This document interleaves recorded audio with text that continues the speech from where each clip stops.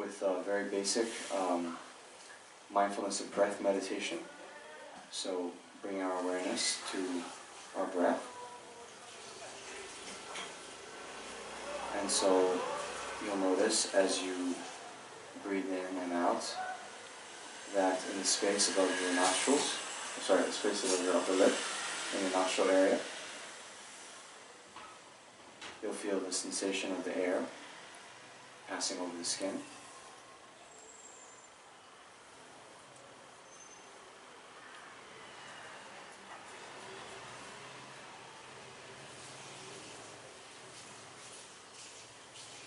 So just fine-tune and hone your awareness in on that sensation in that area of your body.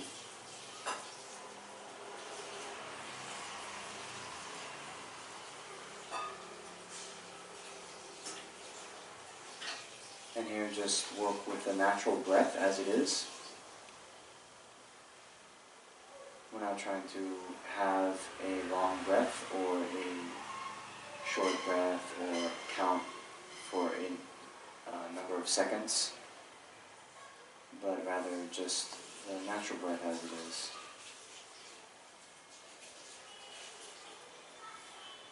As other thoughts appear to the mind, or any kind of experiences, be they sounds, external distractions, or the internal distractions of discursive thought, then do not follow after them. Do not engage in the mental chatter.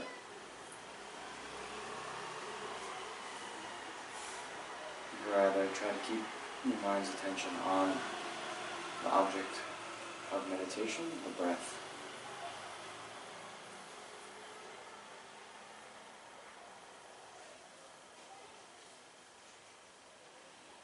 And let's just do this for another 5 minutes.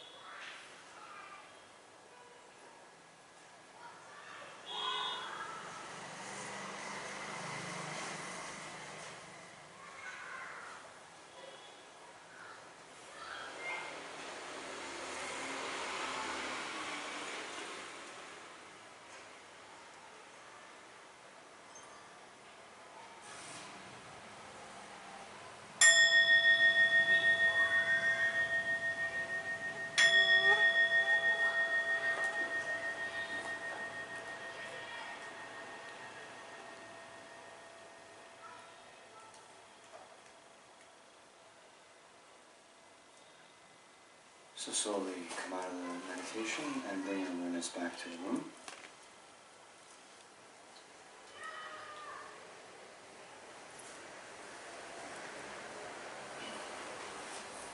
So it's very good to start the session with this kind of breathing meditation.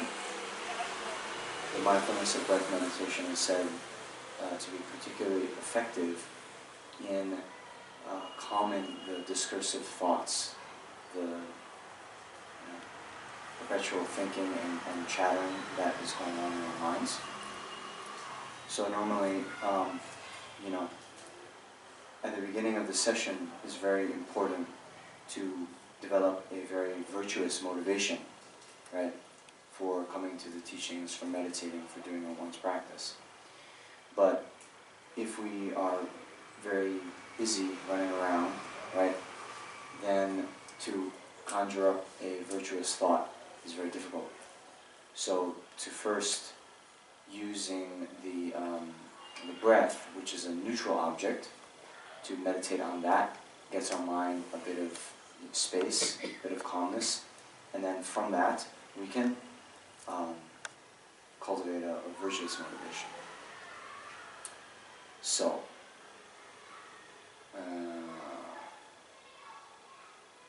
since some people haven't been here for all of these, I will just briefly talk about what that means, virtuous motivation.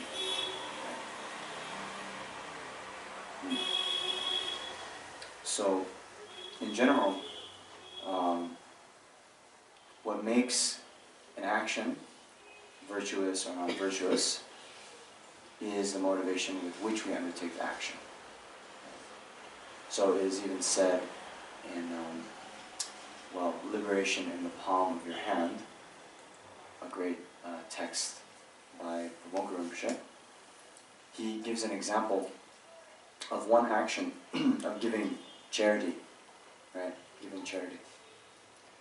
And you can even imagine someone giving charity because they want to impress someone, right? Say you're walking down the street with your friends, a beggar comes, you want to appear to be a generous guy or gal, so here you go, You might even take out a 2,000 rupee note, and then your friends see, and, they're very impressed, and your ego is boosted, right? Okay. So this type of motivation, right? The thought, may I then, by doing this act of giving, may I get a good reputation, may I be impressive in the eyes of my friends and so forth. So here, that doesn't even count as virtue. Okay. So, the great Indian master, Atisha,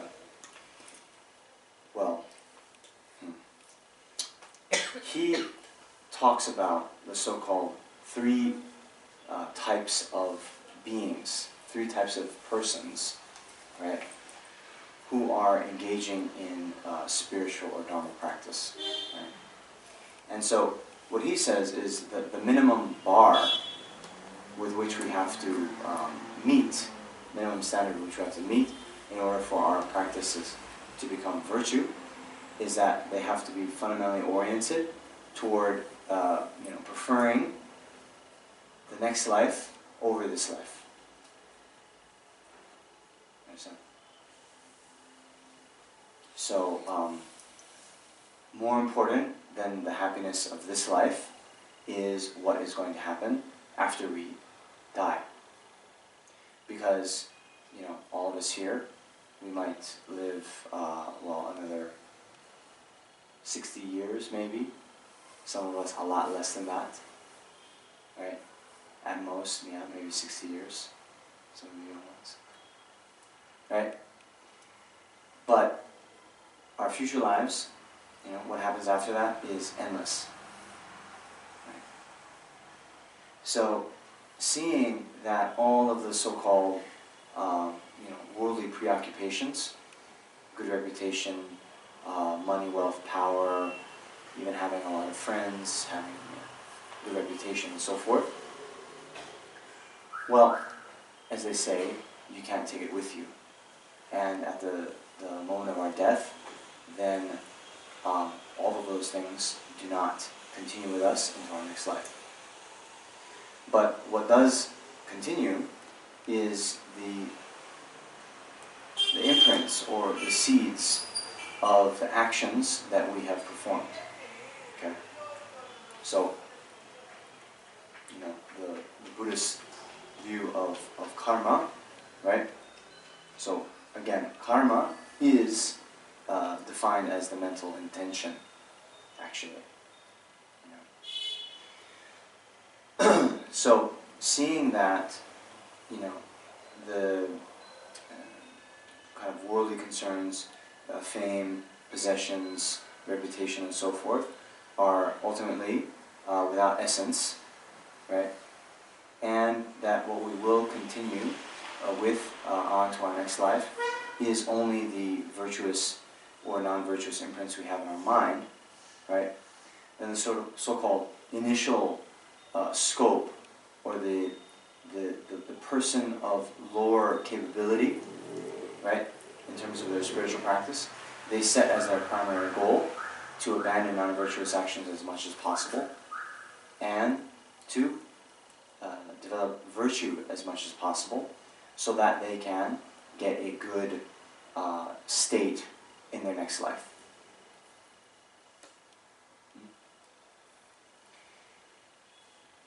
So we call that the lower capability person, but actually for us to even reach that standard is quite difficult, right?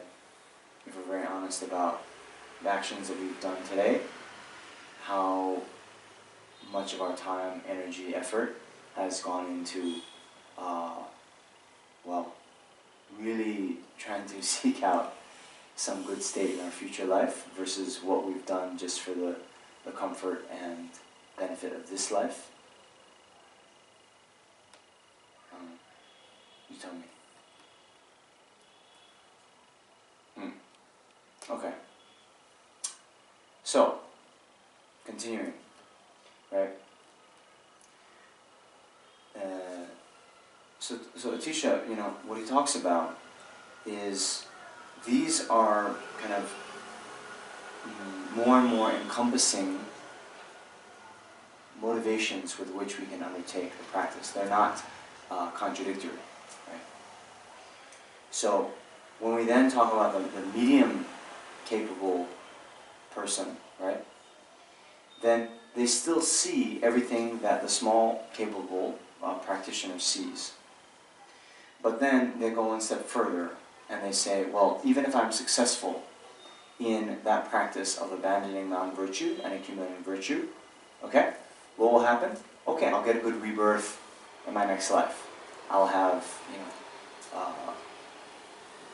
wealth in my next life. I'll have a good position. I'll live in a nice country. I'll drive a nice car. Whatever it is, right?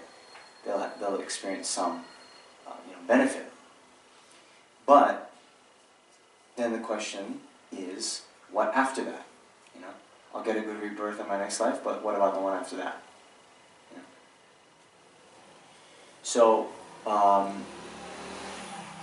not only that, but even within a so-called good rebirth, like a human, still there are a lot of problems, you know, a lot of dissatisfaction. We are constantly, you know, meeting with things that we don't want, that we don't have control over, be it illness, be it traffic jams, be it people that, you know, insult us or cheat us or break up with us, or, you know, whatever we experience that is not to our liking and also not in our control. Okay. So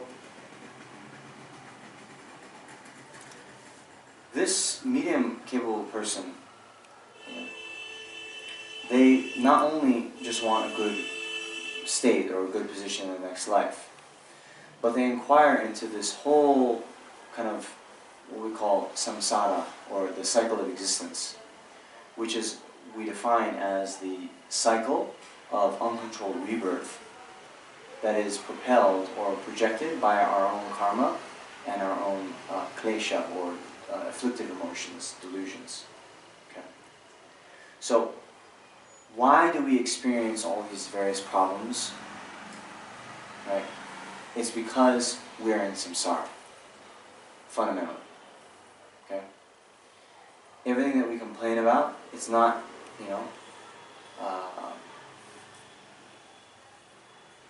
we don't go far enough in identifying the root cause of our problems, right?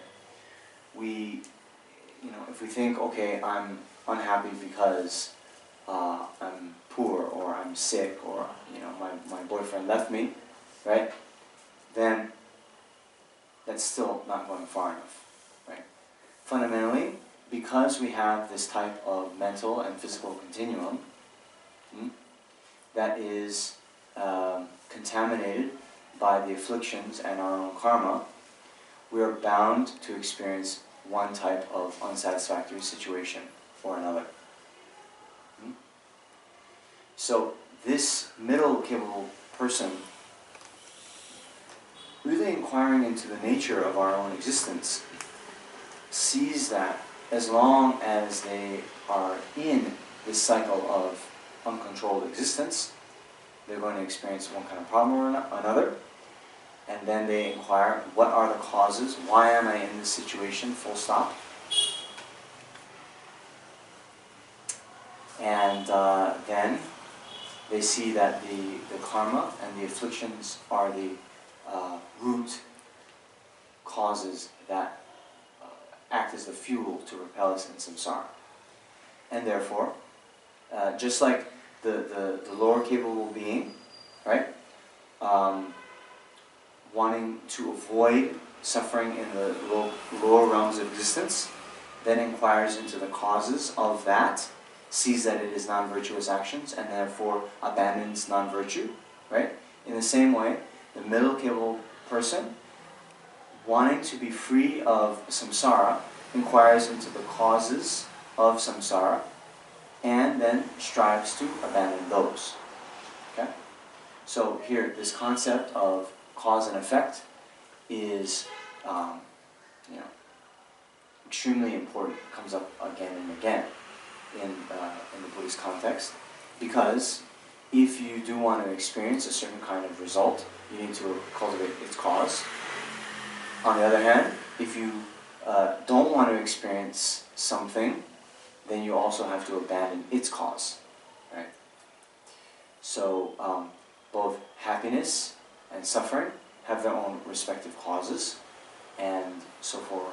And so therefore, we need to be very diligent in making sure that we're accumulating the types of causes that are going to lead to the experiences that we want. Okay? Alright. So I was primarily doing this review, and then the person I was doing it for left. So, anyway, it's okay. Now we're getting to the great capable person, right? The great capable person. So again, they see everything that the small capable person and the middle capable person sees, but in a similar way, they say, okay, if I am successful in the practices that the middle scope person does, right, means abandoning the causes of samsara, right? What will happen if you abandon the causes of samsara? You attain nirvana. You attain liberation. Liberation is just liberation from samsara, right? And it's done by abandoning the causes of samsara, karma, and afflictions. Okay? So, if you're able to do that, you attain nirvana. It's great. You never have to experience any type of samsaric suffering ever again. Wow. Nonetheless, you are just one person, all sentient beings are countless. Okay. So the fact that you would attain the state of nirvana, actually in the whole scheme of all sentient beings in the universe, is not such a big accomplishment, right? And furthermore, well, why should we care? So all of you were here last time when Venerable Lexok was talking about the ways to actually cultivate this mind of bodhicitta. But you see, we can reflect why we care that other beings are suffering, right? Because they have been our mother.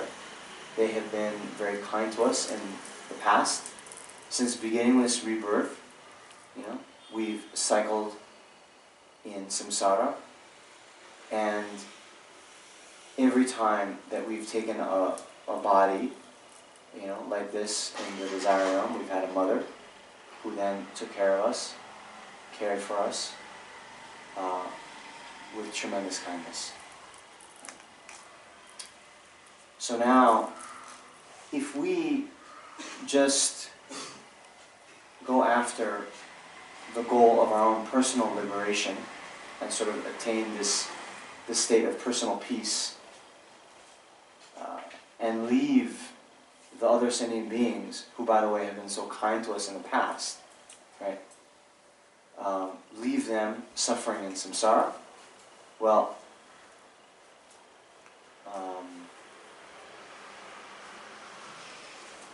what's the right word for that? Selfish? Ungrateful. Ungrateful. Since they were our mothers, we are being ungrateful. Yeah. So, like that. So basically, to then, okay, sorry. Hi. We've met before. Yeah. Great. Welcome back.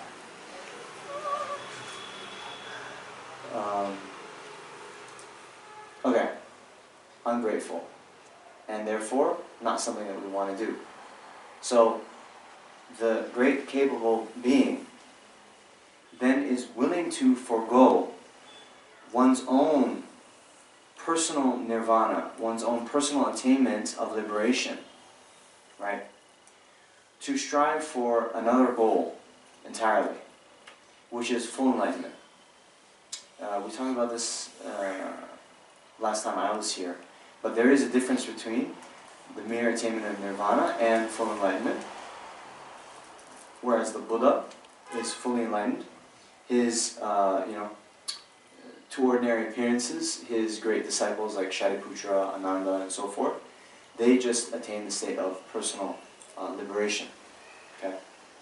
And, well, the very salient difference for us now is it is said that one of the unique, actually the primary unique characteristic of the Buddha is he has or she has an omniscient mind.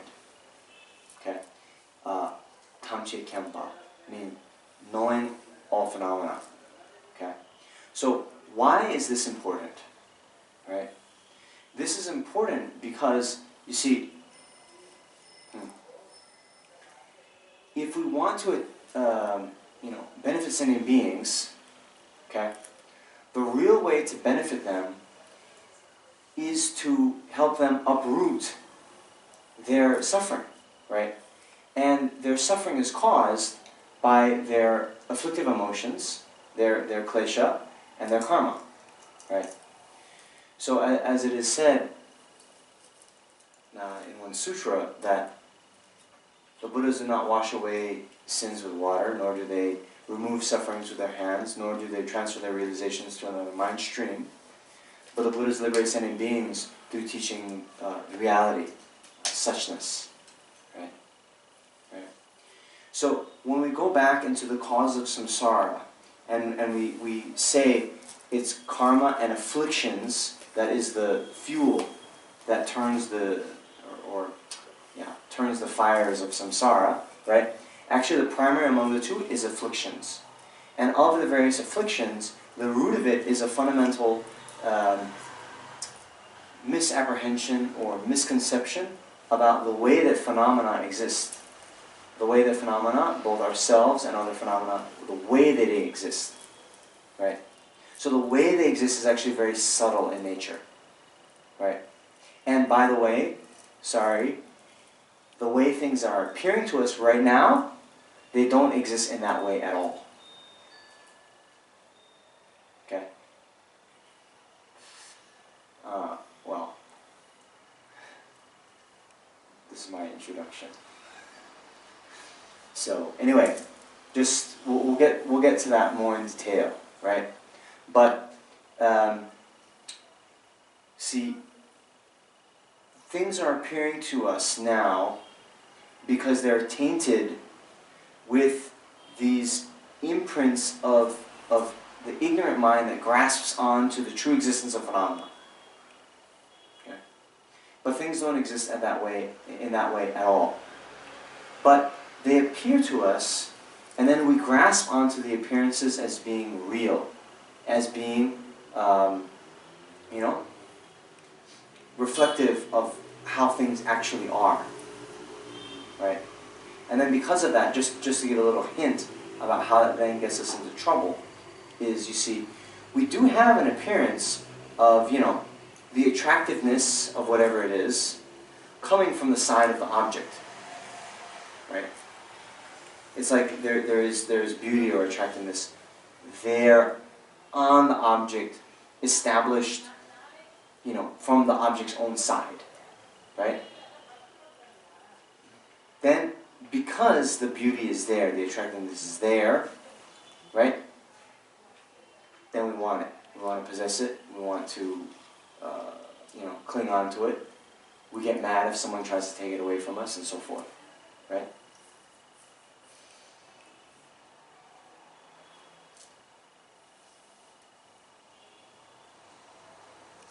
Anyway, yeah, there's a lot more to say about this, but anyway, just to give you the brief, right? There's that saying, beauty's in the eye of the beholder, right? Beauty is in the eye of the beholder, right? So, in even like some worldly, it's like a worldly saying, right? Beauty's in the eye of the beholder. What does that mean? Well, no, actually, in the eye, beholder, right? The person seeing the object, the beauty is in their, projection, right? Means there's no beauty actually coming from the side of the object, but it depends on you. It depends on, the person perceiving the object, right? We say that. Nonetheless, the way we actually operate in our lives, it's not that way at all, actually.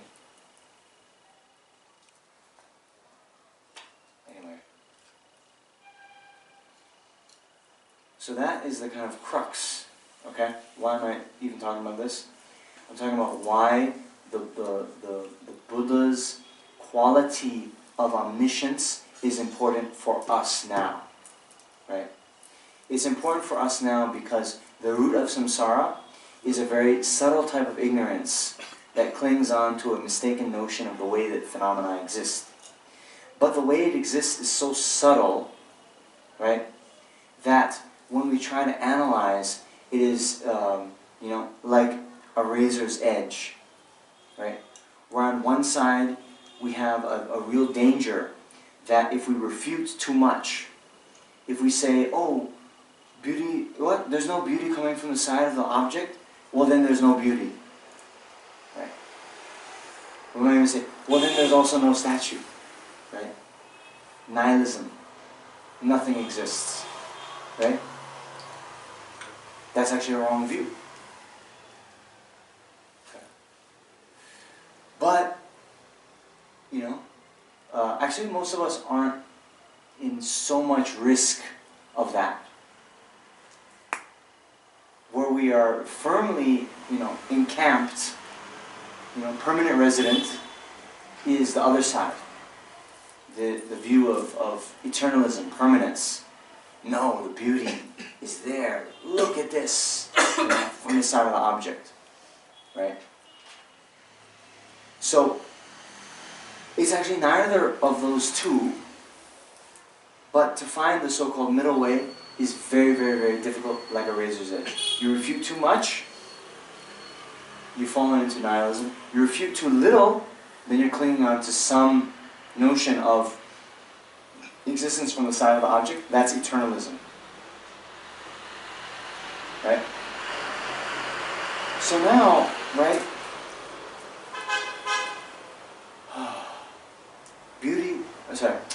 the Buddha liberates sentient beings by teaching the reality, right? So, unless we find that middle of the razor's edge, free from the two extremes, we're trapped in samsara, right? And if we try to come up with the right philosophical position, very, very, very difficult. So, the Buddha, the supreme teacher, will guide sentient beings to reach that ultimate view of reality, avoiding the two extremes. But since that view is so subtle, right, then through skillful means, the Buddha can see, you know, it's kind of like when we study physics, right, then we're taught Newtonian physics first, right? Ultimately, right, you know, what comes later when we study theory of general relativity, quantum mechanics, all that, you know, they're showing actually Newton was wrong in such and such ways, right? But for most of what we're doing, because we're not traveling at, 95% of the speed of light, Newton works for us, right? It gives us a nice kind of understanding, stepping stone, like this. But ultimately, not the final view of reality. Because, you know, if you just start teaching all these things without the proper basis, much confusion could appear in the minds of the students, right? So in the same way, the Buddha, why omniscience is important is that the Buddha then can see each individual student's, you know, disposition, their intelligence level, their previous karmic disposition, right? And then give the type of teaching that is exactly what they need at that time, at that moment, to enable them to reach liberation and enlightenment in the quickest way possible. Right? So it's said, you know, in the traditional text, even if there was 1,000 people, right, and they all asked the Buddha the same question, the Buddha would give 1,000 different answers.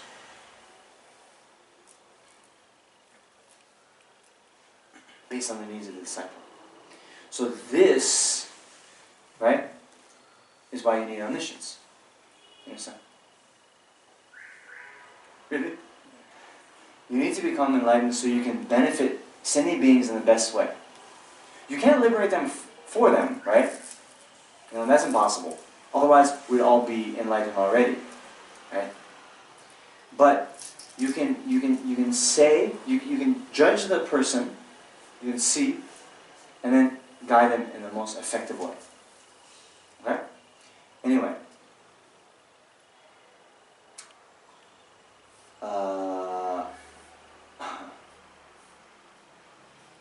Therefore, these great, capable practitioners view their ultimate goal as, well, we say full enlightenment, but actually,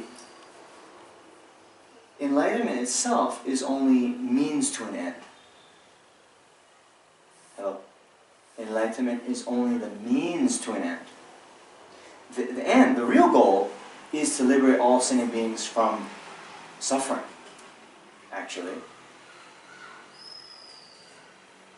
So, they only want enlightenment because when they have achieved enlightenment, they're able to achieve their real goal in the best possible way.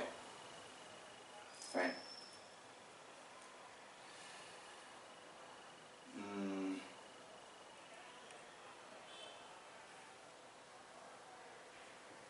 So then this mind, wishing to liberate sentient beings from suffering, right? So, wishing to attain enlightenment in order to be able to liberate all sentient beings from suffering, is what we call Bodhicitta. Bodhi being enlightenment, Citta being mind. Yeah? And this mind, as great as it is, right, is just the so-called door to the Mahayana path, right? Door, right? Just you're entering the Mahayana. Path means it's going to take you to a destination, right? Maha being great, why is the Mahayana, why is it great? Why does that path, why is the path so great? Because it leads to the great result of full enlightenment. So this mind of bodhicitta, the wish to, the altruistic intention to achieve enlightenment for the benefit of all sentient beings, is what enables one to even just enter the Mahayana path. But even after one has done that, you're still on the path. You haven't reached the destination, right? And so, in order to traverse that path and reach the final goal of enlightenment, you need to engage in various practices. So, this text, okay, is translated as Guide to a Bodhisattva's Way of Life, or, Choe Janchu Senpe Chepa La Jukpa. Okay? So Janchu Senpa is Bodhisattva, Chepa is conduct, La Jukpa is engaging. Okay? So engaging in the Bodhisattva's conduct. So a Bodhisattva is one who has generated an uncontrived mind of bodhicitta, but is not yet a Buddha. Right? So they've entered the Mahayana path, but then what? What is the conduct that they have to engage in to fully traverse the path to the entire goal? That's explained in this most precious text. Okay? You understand? Great.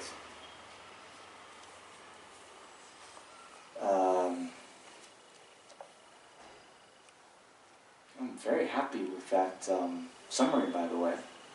Shanti. You do. Huh? No, I'm just kind of joking. Sometimes, I'll be honest. Sometimes I'll just start with a summary, and we have from 6 to 8.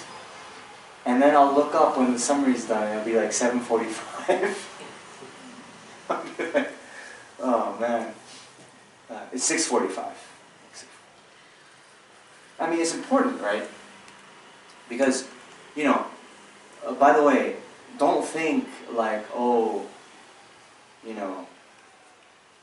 even if you attend all of these lectures, right, and it might take us some years to finish this text, then, who was I talking to?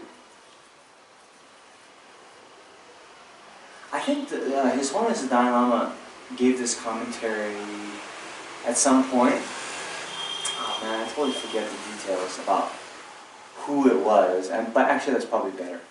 But someone I know, it might be one of you.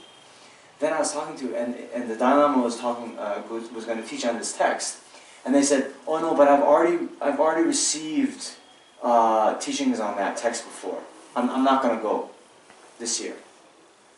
I was like, "What are you talking about?"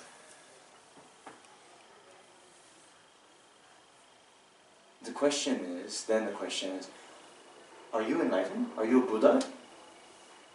Okay? Right? If you say yes, then okay. Then no need to go. Right? No, seriously. But until you're enlightened, remember, we're going for the omniscient mind. So until you are omniscient, you continually need to practice, study, purify, accumulate merits, and all these things.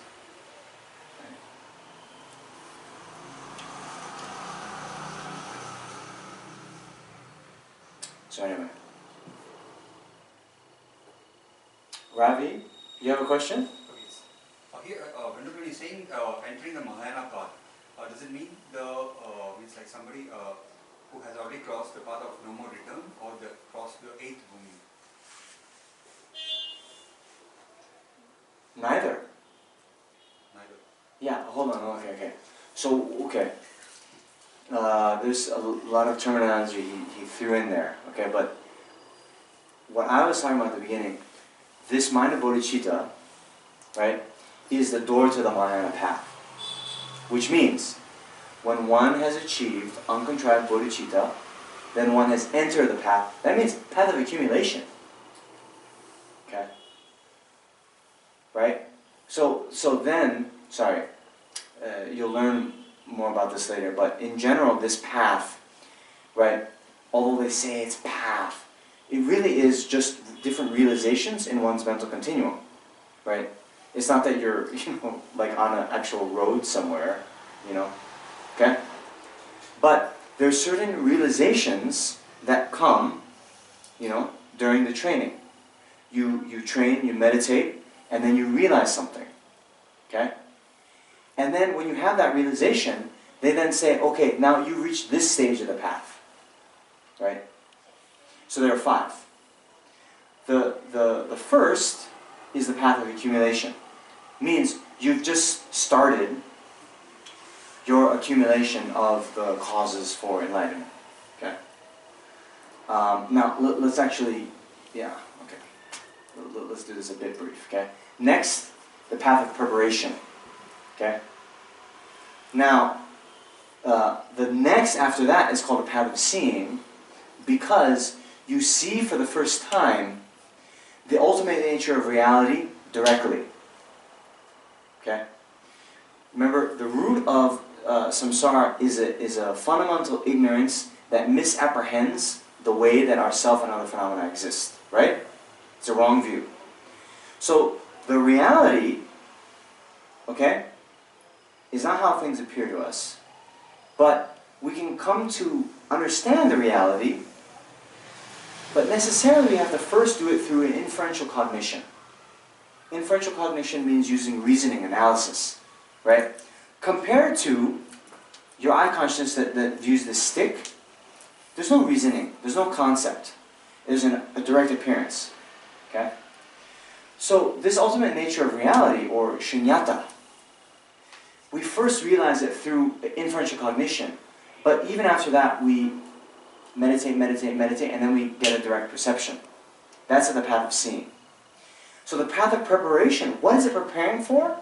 We're preparing for seeing shunyata directly for the first time on the path of seeing. Okay? Yes, Okay, Ravi, you with me? Okay, so now, awesome.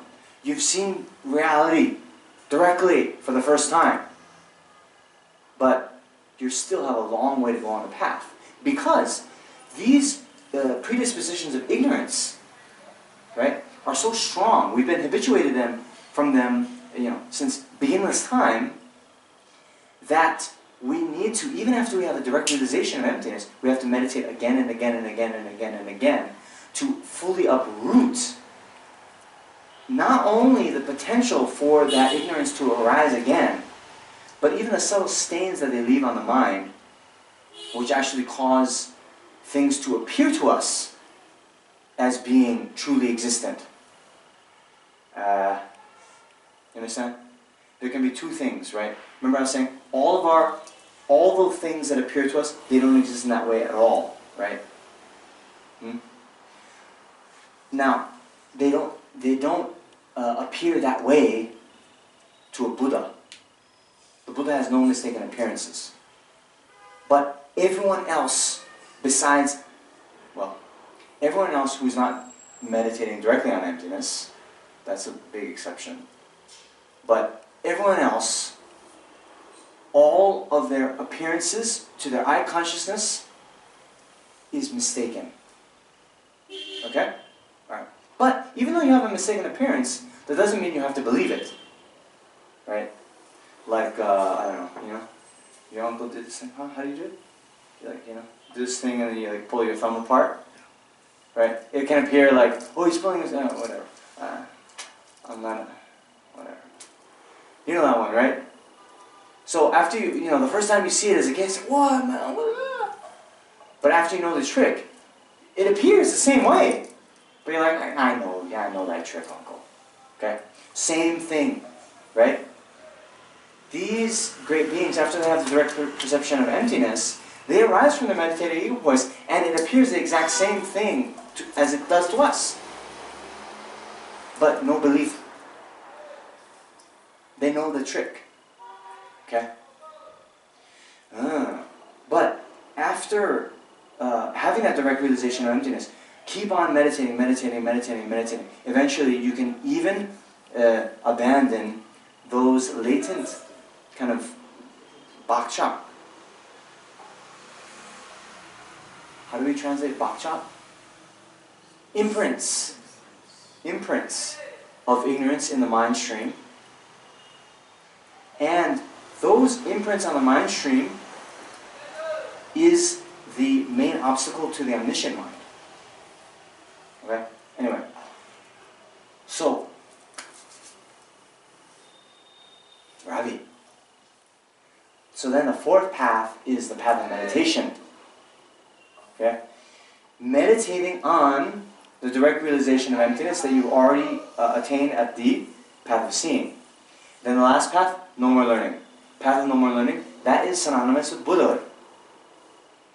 Okay? So what I'm saying here, with Bodhicitta being the door to the Mahayana, don't talk about 8 bhumis. I'm talking about path of, first second of the path of accumulation. Okay? When you have achieved uncontrolled Bodhicitta, you're on the first second of the path of accumulation. Okay? Yes? So, is Buddhahood the end of knowledge as well as the end of wisdom? The end of knowledge as well as the end of wisdom. What does that mean? End of knowledge. No more learning is the end of knowledge. I mean, he's got the knowledge, whatever knowledge he... Sure. Yeah. Okay, No, so... But wisdom, is it the end of wisdom too for a Buddha? Well, when you say end, By you end, mean there's nothing higher. Right. Yes. There's nothing higher. Right. So that's the thing, right? Like, I mean, you can debate this on the debate courtyard, but you won't get very far, right? It's like, see, the unique quality, when we say omniscience, by the way, it means that all existent phenomena, as exists in the universe, the Buddha can realize, or does realize, with one mind, directly, in one instant. Okay? All phenomena appear directly to the Buddha's mind, and he realizes them all. Okay? Right? Yeah. So there's no, it's not like one of the Buddhas then, I don't know, like... Smarter than the other one. No. Like, wants to go on vacation to France and then, like, starts to take French lessons, right? But the other Buddha can't speak French or something. Okay? That's what I mean. Forget about smart. I'm talking about just like, knowledge. Okay?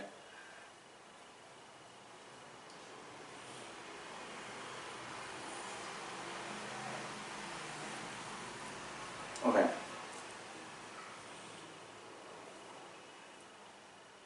Yes, so I was answering Ravi's question. I did, right?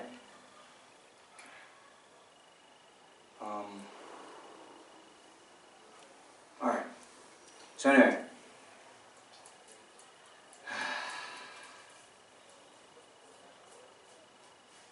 Right.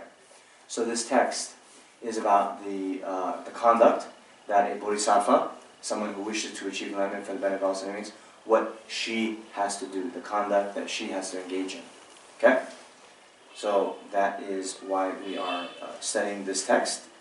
Because although we are not at this point yet bodhisattvas, that doesn't mean we can't engage in these sort of practices, right?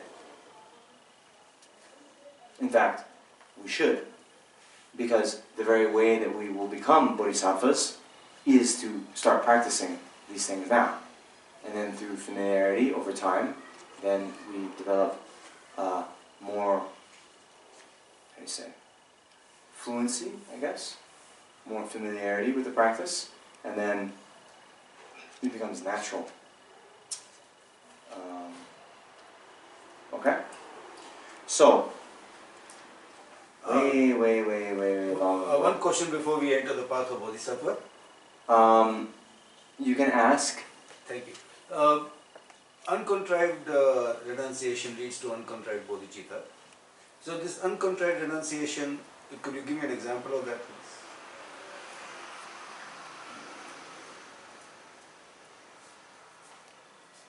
I cannot give you an example of that because I don't have it myself. No, I'm joking. You know, I think there's something nice in here. Let me check. It might not be in the.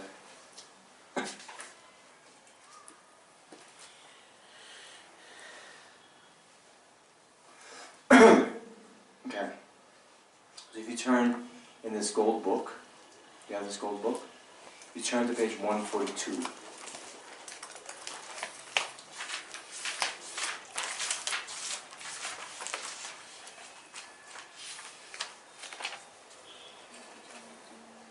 Right? So first of all, just for our new friends, this word renunciation, I actually often say it's a little bit problematic translation. In the Tibetan, it's actually ne jum. Ne jum.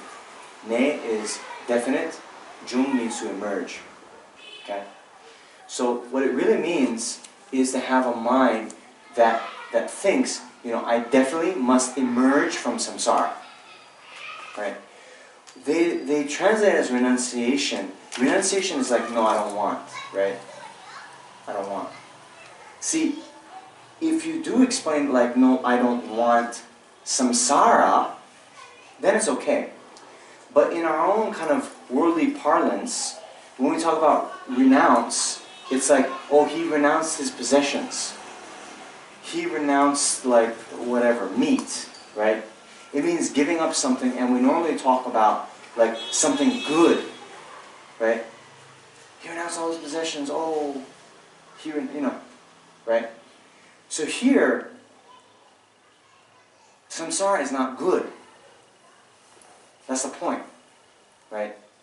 So to have this mind like renunciation means like, oh, we're giving up this big kind of sacrifice. It doesn't give the right connotation, right? So rather, definite emergence.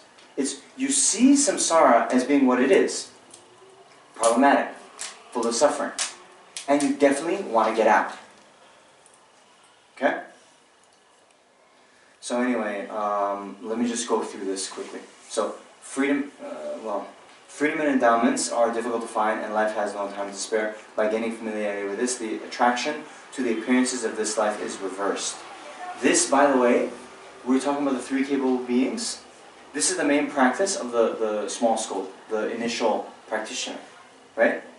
Freedom and endowments means this human life. Right? Very difficult to have this kind of human life with enough intelligence, with enough freedom to practice. Okay? And life has no time to spare, we're going to die any moment.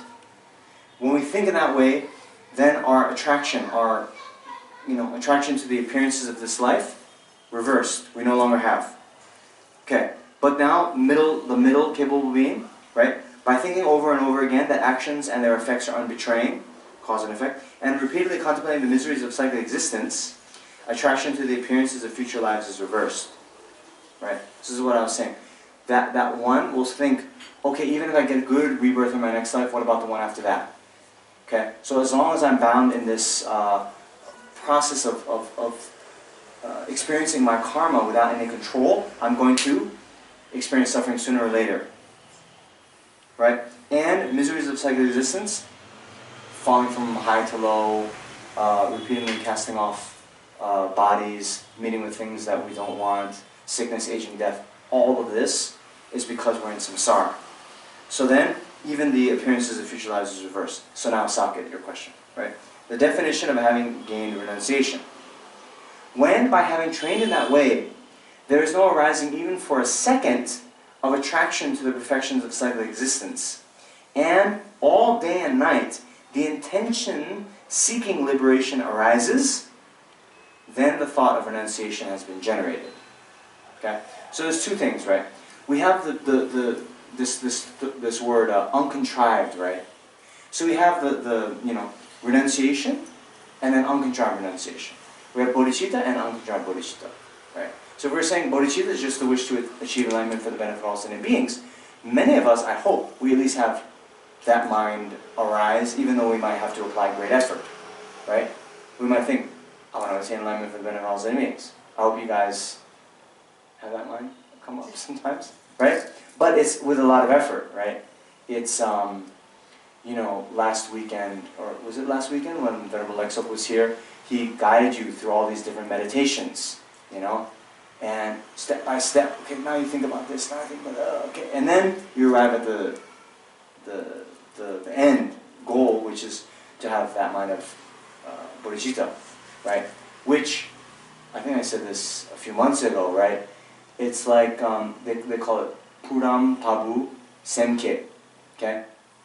So what I was saying, like the sugar cane, you get sugar cane juice, they put the sugar cane through that machine, right? The juice comes out, the husks that's left over is still a little bit sweet, right? Right? The flies come on it because it's sweet. Okay. So, that compared to the sugarcane juice, no comparison. Right? You throw out those husks. Maybe the flies want it, but no one else would, right? Okay. So in a similar way, there is bodhicitta, that's like the husk. Okay. So what we have is like the husk. There's some sweetness, so we have some, semblance, but it's still contrived. Right? Okay? So here, uncontrived means, see, all day and night, the intention seeking liberation arises. Right? So it's a very natural process. Okay? See, when having trained that way, there is no arising even for a second to the attractions of the perfections of psychic existence. Now, maybe we have a little bit, okay? Maybe we're like, okay, yeah, I want liberation, I want liberation. Then your friend calls you up and it's like, hey, there's a great party, or I don't know what you guys do, right? And like, ooh, that sounds good, I'm gonna go. And you close your meditation manual and you go, right? Maybe some of us is like 50-50. Well, I don't know, right? So, if we continue, then it'll be a point where it's like, no arising, samsara, right? And then you're just thinking. There's an example, like, when we're very hungry, we don't think, or we don't have to analyze, check, oh, am I hungry or not? It's just kind of, I'm hungry, I want food. It's arising very naturally, without reflection, right? So that is an example they give. Okay? Actually, uncontrived renunciation leads to uncontrived bodhicitta, which leads to the path of accumulation. So, in this context, my take on this is that uncontrived renunciation will be viewing all phenomena 24/7, about 365, as subjective and realizing it is subjective and it is not objective. Then you are renouncing the subjective, the objective reality, and that is the If that is the uncontrite renunciation, then what happens on the path of see, no. No, no, no. No, no, no, no, no, no, no. Okay. So don't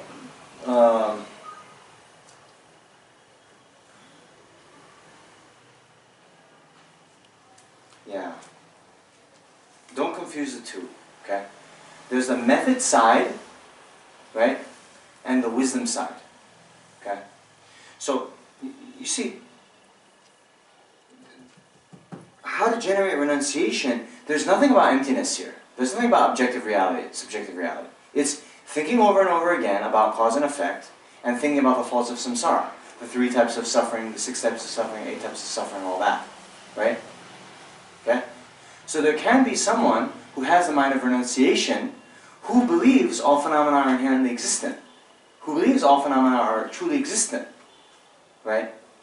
Who have a very, gross level of grasping to true existence. Such a person has not achieved uncontrite renunciation. They could. There could be someone like that. Because you're just thinking, right? Okay, the 3 types of suffering, right? There's the suffering of change, all pervasive compounded suffering, right? Right? Now, when you view any phenomena, socket, right? Okay, let's just take this bowl, right? Okay. The reality of the bowl is that it lacks true existence. Okay?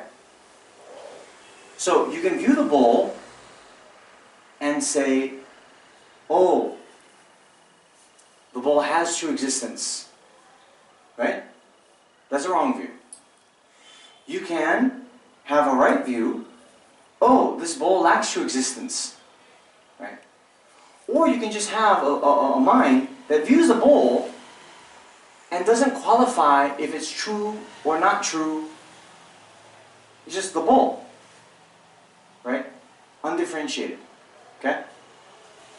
So, similarly, right, when we meditate on the faults of samsara, right, we could think suffering of suffering. Okay? Now, there will be some people, like for example, the Dodepa, Sachantika, who hold that all phenomena that exist are truly existent. Right? So if you ask them about, suffering of suffering, and you say, is it true existence or not? They say, yes, true existent. Right? Then you can have a person come on Yamika, you're asking Arjuna, is the suffering of suffering truly existent? He'll say, no. But you could also have someone who, it's like, okay, don't talk to me about true, not true. Suffering of suffering is really bad, I don't want to experience it anymore. Unqualified by true or not true. Right? By meditating in that way, okay, you can develop uncontrived renunciation. Now, even more so, Sake, this Sauchantika, right, who in general holds that all phenomena are truly existent, every time they think about samsara, they're not thinking that samsara is truly existent. You know? Do you get that point? Yes, but isn't samsara equivalent to when you view a phenomena as how we normally view a phenomena as being objectively existent? And so isn't that equivalent to samsara? The moment we come out of that, the moment we see that this thing, we are out of samsara. No, not the moment. Not the moment. Not the moment. This is because you achieve that realization much earlier on the path. Many people have realized emptiness. Many people have realized emptiness directly and are still not liberated, right? You get the direct perception of emptiness on the path of seeing, right? But my point is this, Socket, right?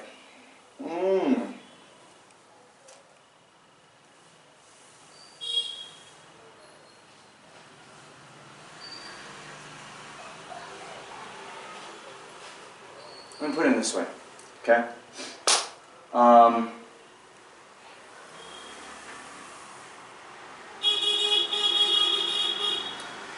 although, right, the fundamental causes of samsara are karma and afflictions. Okay? Alright. And we're saying, of the afflictions, the root of the afflictions is grasping to true existence. Right? Okay. Now, who's talking like that? The observer. No. A Madhyamika. Okay? So now, and this is why we need to become enlightened, by the way. These different Buddhist tenet systems that came up is because, people had different levels of mind.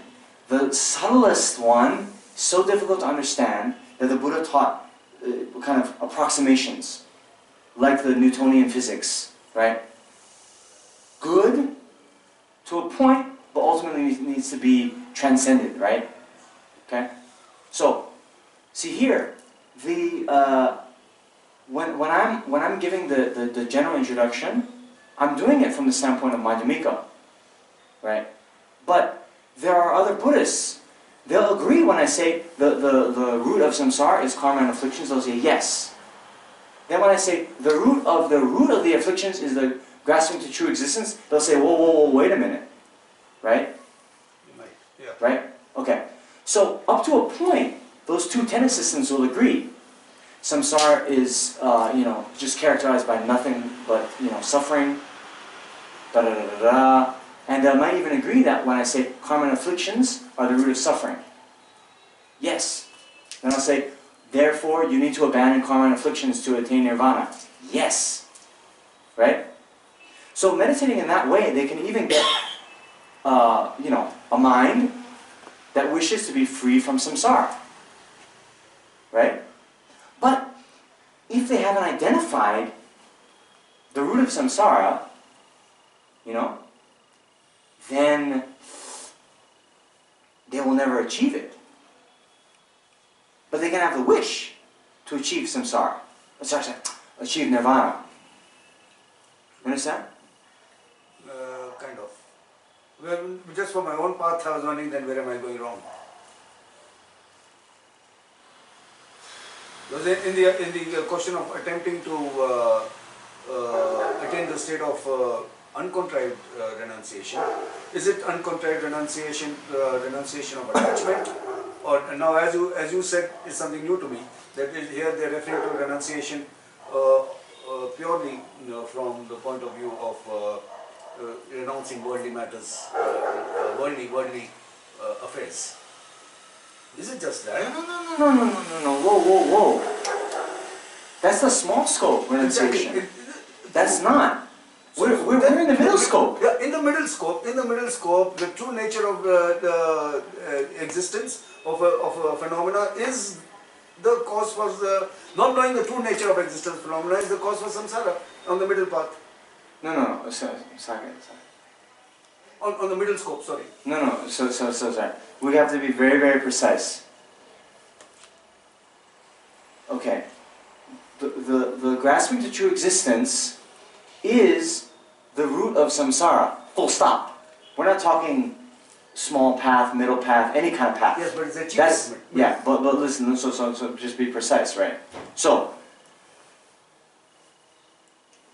the main object that a small scope practitioner tries to abandon is rebirth in the lower realms. So they engage in certain practices and avoid others to get that. The main goal of the middle capable being is the achievement of personal liberation for oneself alone. Right? So then, then you can have other people, right? It'd be like, Nepal, is north of where we are, right? Okay? So we have 4 people, okay? You hear about Nepal. Nepal has such great mountains, whatever, okay? Okay. So, just based on the description of the wonders and majesty of Nepal, okay? I talked to 4 of you. You're all like, I want to go to Nepal. Okay? So you can all equally want to go to Nepal. Right? So, then one of you, I want to go to Nepal. You start walking south. One of you goes east, one of you goes west, one of you goes north. Okay? The wish to go to Nepal is the same. Okay? That's the method, in this context, is the method side. Right? The wisdom side is totally different. Right? And therefore, only the person with both the wish to go to Nepal and the right wisdom side, how to actually go there, is going to reach the destination. Okay? But the mere wish to go, one doesn't have to know anything, well, About the method, about I mean, the wisdom. per se, right? So I'm giving an example. Of course, a lot more can be said about that, right? We were talking about the sharp faculty practitioners, the really sharp ones. They hear about Nepal, all these mountains, they're like, wait a minute. A mountain so high, let's say you've lived in Bangalore your whole life, and you're saying, there's a mountain so high that there's snow on the top of it. I don't think so. They don't believe. They want to analyze, you know? And then they'll have to do more investigation to see that that is actually something real, right? But let's put that aside. Okay? But anyway, socket, man. See, the point is actually, you know, for you, okay, actually for all of us, to get uncontrived renunciation, we need shine. To get shine, you understand? Shamatha, the calm, abiding mind, right? You know, we meditate on the breath. Were you able to meditate on the breath perfectly for 3 minutes? No way, right? So here, we're talking about a mind that can just hold the object without wavering, without distraction, for, I mean, they say at least 4 hours, but it could be unlimited time. That is conjoined with so much bliss. That can also really, you know, like perfect clarity on the object and all, you know, all this stuff. Shamatha. To do that, I mean, in the traditional text it says you need to spend, you know, 6-9 months in isolated retreat, you know, without any kind of worldly affairs. Okay? So, until we do that,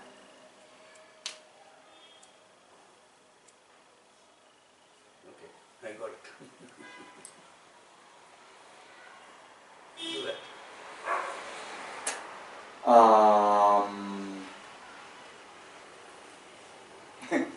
you know, I forget who it was.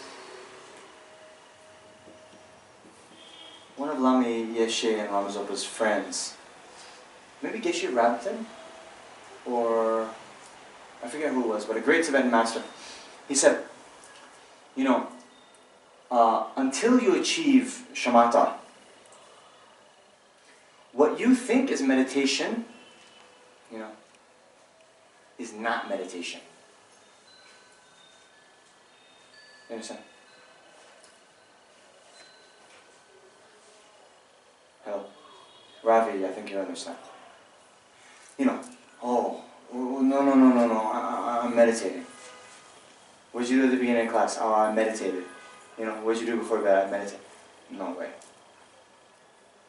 See, what we're saying is, after you have achieved shamatha, you'll look back on all the things you called meditation, and you'll be like, that was just like daydreaming. Okay? So if you're very serious and you want realization, I mean, in Tibet they did that, you know. You go to the Himalayan cave, they'll put, okay, you want no whatever, worldly activities? Like you guys find it even so difficult to put your phones on airplane mode for the duration of our 2-hour lecture. You would go to a Himalayan cave, they'll put a boulder in front of the door with a little like slot like this. They'd occasionally put food in there. Huh? Sound good? No. No toilet holes. What? No toilet holes. This is Tibet. They don't even have toilets now. What are you talking about?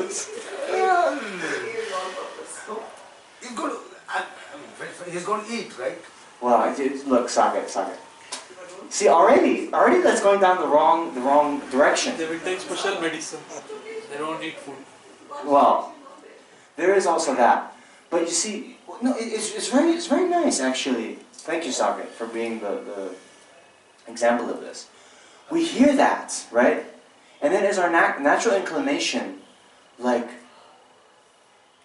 where can I sign up for that? Right? Or is it, where do they go to the bathroom? Right? I mean, it's a practical question. It is a practical question. I can imagine going for 6 months without a bathroom. It is a practical question, but it just and shows. the boulder in front of this one. This is really, it's a torture. So this... And Shunyata, they expect me to get Shunyata based on that. How? Calm abiding, no way. I mean, I often say this. We have to move on, because you see what happened. I jinxed myself. It was like 40 minutes into the session. I had finished the introduction. I was feeling so good because I was like, wow, that really just hit the essential points. And now I have all this time to progress the text. And then we got sidetracked. I'm sorry, I just wanted to know about No, but it's okay. You know?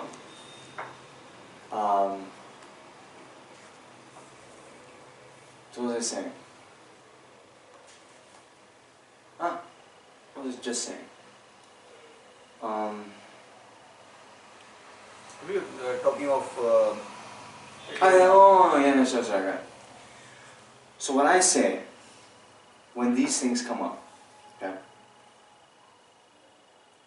I say this more in the context of the Tonglen practice which you did, the giving and taking, right? Did you do that last weekend? Yes. Were you here last weekend? Yes. Right? You imagine taking on the suffering of all sentient beings, giving away all of your happiness, virtue, everything. Then, sometimes in the beginner courses, hand raises. Am I really going to, develop cancer? Am I really going to, be born in the hells? Am I going to do this? Right? And so what I often say is, as a thought experiment, just imagine, what if I said yes?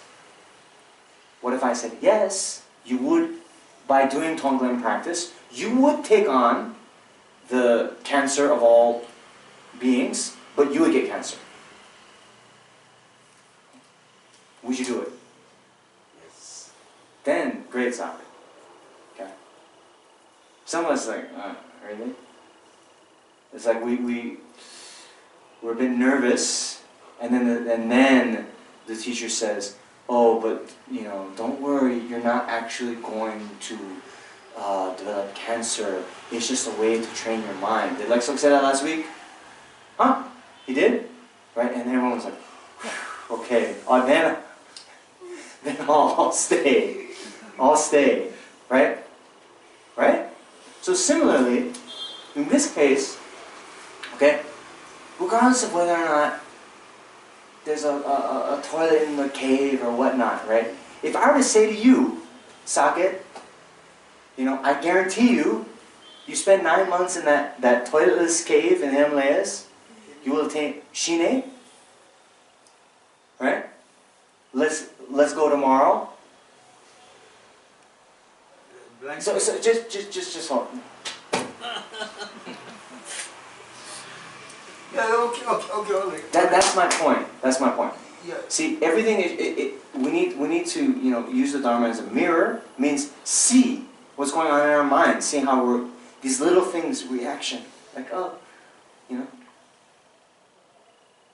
there would be some people, right? You hear this, right? Some people, some of the great lineage masters, when they hear just the name of a certain guru, right? Tears go down their face. Oh my gosh, I have to find this person. They just drop everything, and go. Right? Why? Because from many, many, many lifetimes, they've been guru disciple. So now you've been hearing the guru's name, naturally drop everything and going. Right? So now, some people, in a similar way, just by inference, you start talking about a Himalayan cave, not seeing anyone, being able to meditate, right? Some are, oh my gosh, when can I go? Right? You can imagine someone like that, even if it's not you.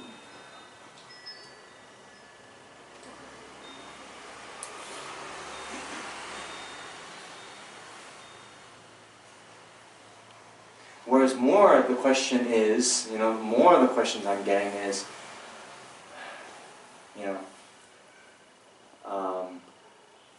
do I have to do this? Do I really have to do it? It just shows. It just shows, right? I'm not criticizing. I'm that way too. Do it. No, right? I'm that way too.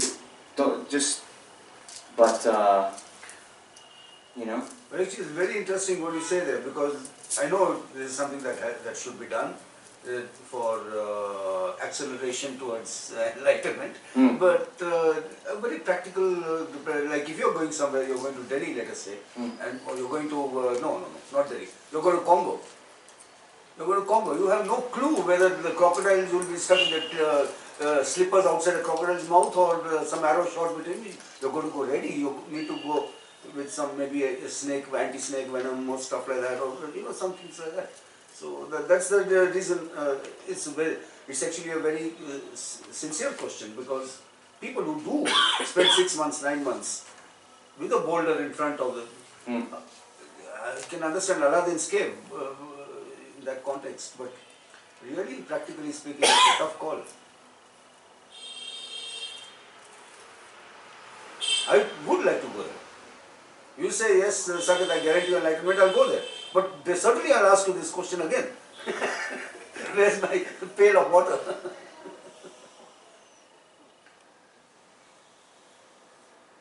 So that's the...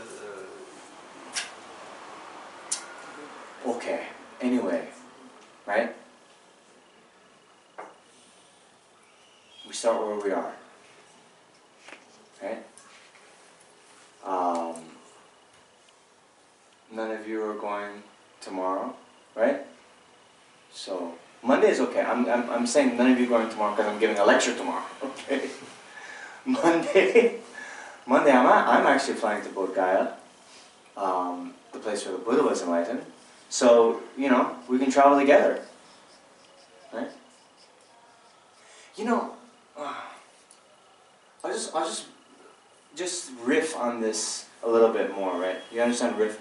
Like a musician, they get that kind of the jazz thing, and then they'll riff on it. Means they'll elaborate on it a bit more. Okay, so I just want to do this. Okay, Lama Tsongkhapa, right? Who is the founder of the Bylakuppe lineage within Tibetan Buddhism. At one point in his life, he was giving teachings, and it was maybe 8,000, 10,000 people were coming to his teachings. Okay? Very renowned master. Then he had a vision of Manjushri, the Buddha of wisdom. And Manjushri said, to the cave now, bring 8 of your disciples, go to the cave, do preliminary practices, accumulate merit, purify negativities. Because, Tsongkhapa said, is my level of realization of emptiness the same as Nagarjuna's? Manjushri said, no. No. What can I do? Go. So, forget all the details, but I think then, the disciples caught wind of it. And then someone kind of interceded and said, wait a minute. You're in the middle of teaching this text. Like, you can't just leave tomorrow.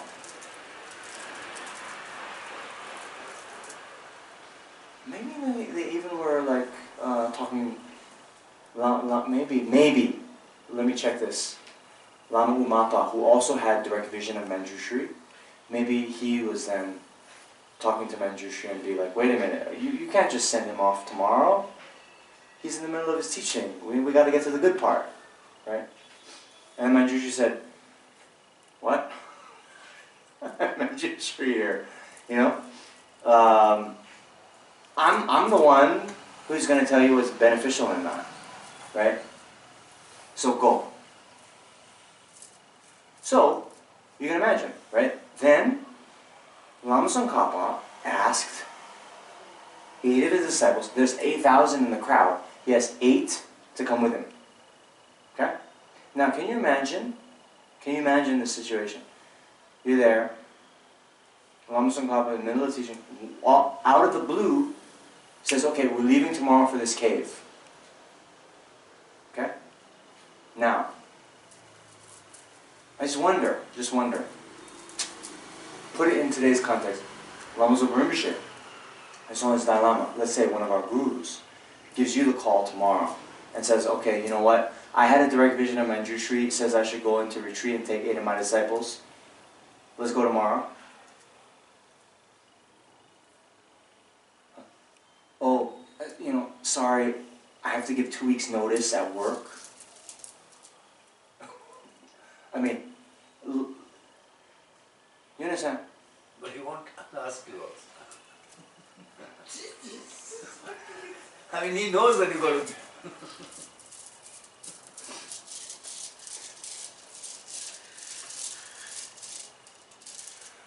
It's all... Anyway.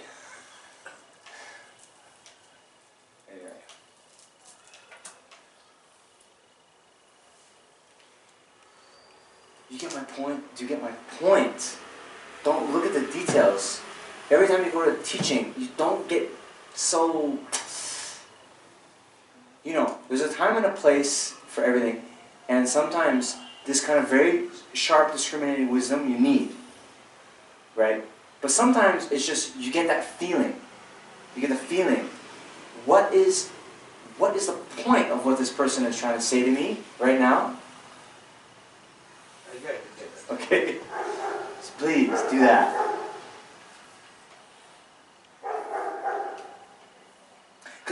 Because, see, this is the thing with cause and effect. Every time we do something, it gets then easier to do in the future. Right? Right? So, those 8 disciples of Lama Tsongkhapa, right? Beginning in the samsaric lifetimes. Prior to that, they had received Buddhist teachings before, right? Prior to that, they saw a retreat announcement. Right? Prior to that, they also were like, hey, you know what? I'm going to have to make some kind of worldly sacrifices here, maybe to put it in today's context, right? I know some people, right? Their work gives them, let's say, 3 weeks paid leave, right? But then they negotiate with their boss. I want to do a 4-week retreat. Give me the last week. Don't have to pay me, right? But I want to take this month off. Can we do it? Right?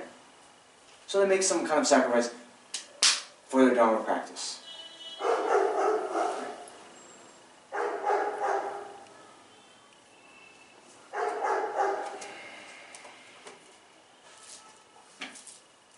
Just wanted to clarification. Please.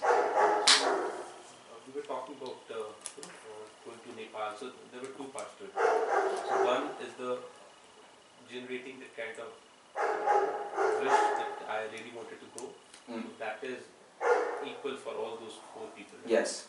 And the other thing is the process. Yeah. Are we getting into the right track? Are we on the right track? Yeah. So that Bodhicitta stage, Yeah. we are at the correct stage of just getting into the Mahayana. Yes. So that point, so are we referring to that wish to that particular point, and then the the further path of the Mahayana as the different ways of getting into the Nepal? Yeah. So I mean, okay. In general, every example isn't going to be perfect, but this one is pretty good. And by the way, it came to me just on the seat. I just want No, but I'm just going to say, right, so there's 2 things, right? There's the wish, and then there's the way to accomplish that wish. Okay? So bodhicitta is the wish to achieve enlightenment. Okay? For the benefit of all sentient beings. No. Now, how you actually do that is in the same, it's much the same as how one would achieve liberation. Means to understand the meaning of reality, realize it, first inferentially, then directly, then keep meditating all the way. So that realization, even the direct realization of emptiness between someone wishing to just attain personal liberation for themselves alone, the middle school practitioner, and the grade school practitioner, the bodhisattva, the realization of emptiness is the same. They have the same object of meditation, shunyata. So what's the difference? Their motivation. One wishes to achieve liberation for oneself alone, and therefore one meditates on emptiness. The other person wants to achieve enlightenment for the benefit of all sentient beings, and therefore meditates on emptiness. Okay? Right? So, the wisdom side of the path is the same. Okay? But, in those like 4 tenet systems, right? Within Buddhist thought, only the highest school identifies the root of samsara, the root ignorance, as being grasping to true existence. Okay?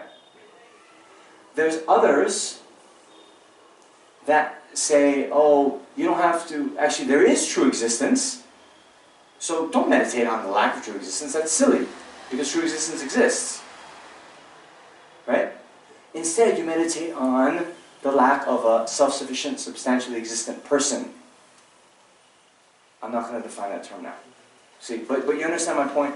So they identify their main object of meditation as something else. Okay?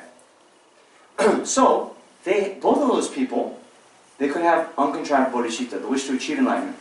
But one thinks, and in order to achieve enlightenment for the benefit of all sentient beings, I need to meditate on the lack of a self-sufficient, substantially existent person. And they do that. And they do that only. That person, as long as they just do that, enlightenment is impossible for them. Okay? The other person, same wish to achieve enlightenment for the benefit of all sentient beings, correctly identifies the grasping to true existence as the roots, or the main object to be abandoned on the path, meditates on the lack of true existence, realizes it and so forth, and then they will achieve enlightenment. But that bodhicitta is the same.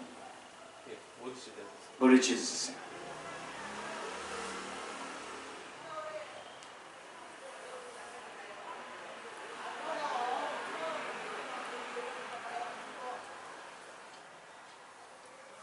Okay. So, a long time ago, maybe the first time that I taught this here, I think, a few weeks ago, right, or a few months ago. When was it? Right, where we are in the text. We've gone through the first chapter, right? Then, since exams are coming up, time was short, we didn't have a lot of time, we did a kind of weekend intensive retreat on this text. Many of you weren't here, unfortunately. Okay? In that,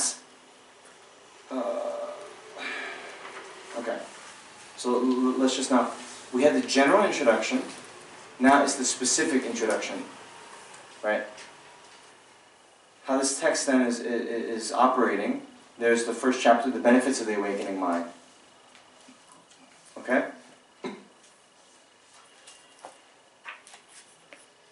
Now, from chapter 2, which they call the disclosure of wrongdoing,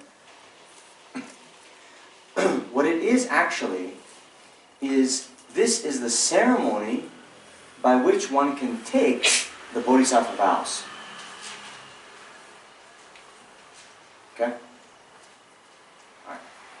Alright. But what I thought to do, after we finish the first chapter, in my mind I'm like, okay,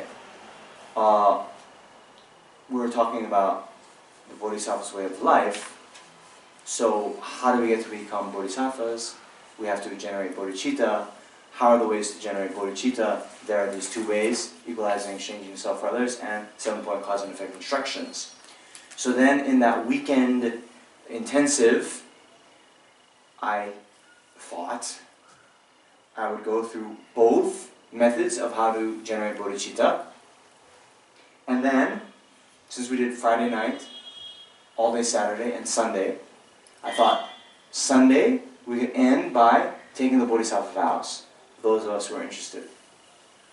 Okay? Now, as what often happens, when I plan what I'm going to talk about for this weekend, for any weekend, I have all this great stuff, you know. Then when I come here, something different happens, which is also okay, right? So even that weekend, of the things I wanted to cover, 7-point cause and effect instructions, right? Equalizing, exchanging self for others, and taking the Bodhisattva vows, we just covered the first point, the 7-point cause and effect instructions. So, I asked my senior colleague, Lexo, hey, you're going to that place in Bangalore? Yeah, okay.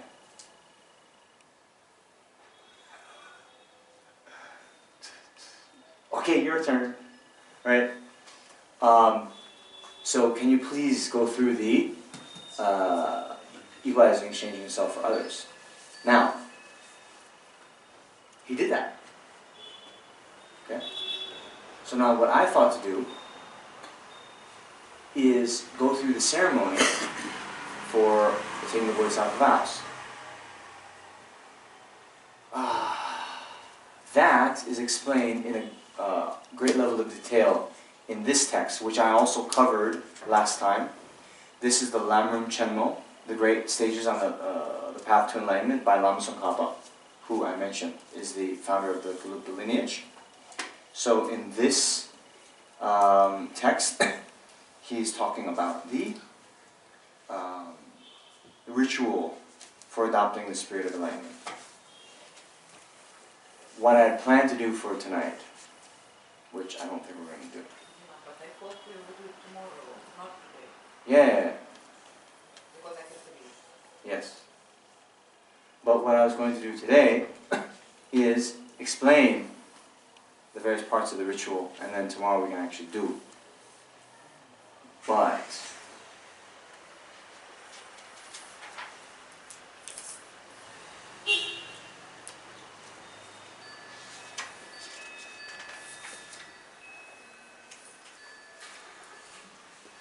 okay. Let's see what we can do, okay? We have 13 more minutes.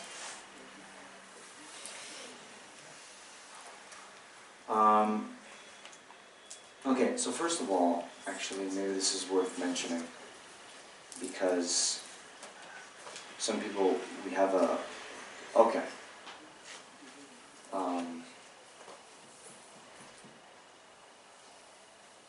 We hear ritual. Ritual. What? We have a kind of natural aversion towards rituals, right?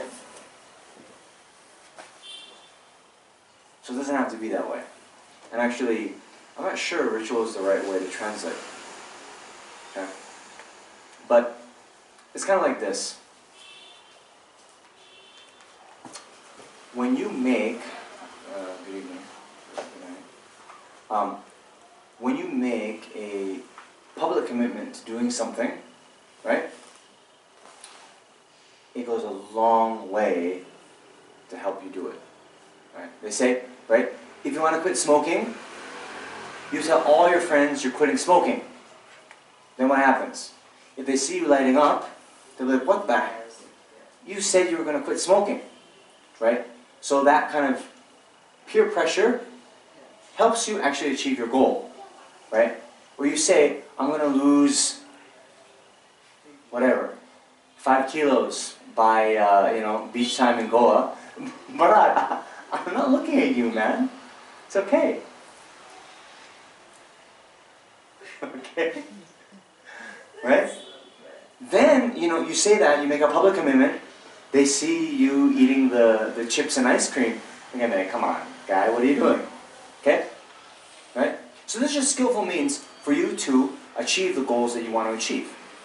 Right? So here, after we have, right, in this text, in the first chapter, all the benefits of bodhicitta, right? Why do you want to achieve bodhicitta, all these benefits you get? Then you're very excited, okay? So now you're already on board, you want to sign up for it. So then this ritual basically is, right? You invite all the Buddhas and Bodhisattvas in the space in front of you, and you say, hey, all Buddhas and Bodhisattvas, please pay attention to me. Just as all of you have, in the past, generated the mind of bodhicitta and then trained yourself successively in the stages, so I too am going to generate the mind of bodhicitta and train just in the way that you did. That's my promise to you. Okay? So, with the right kind of feeling, it's extremely powerful. Okay? It's not some just empty ritual like, okay, and now, now we sprinkle water to the left, to the right. No, nothing like that. It's meaningful, but the meaning comes with understanding. Right? So that's why Tsongkhapa in this text, he's describing the various parts of the ritual, so that it's not just a blind kind of, okay, now I kneel, now I bow, now I, whatever, clap my hands or something, right? Okay?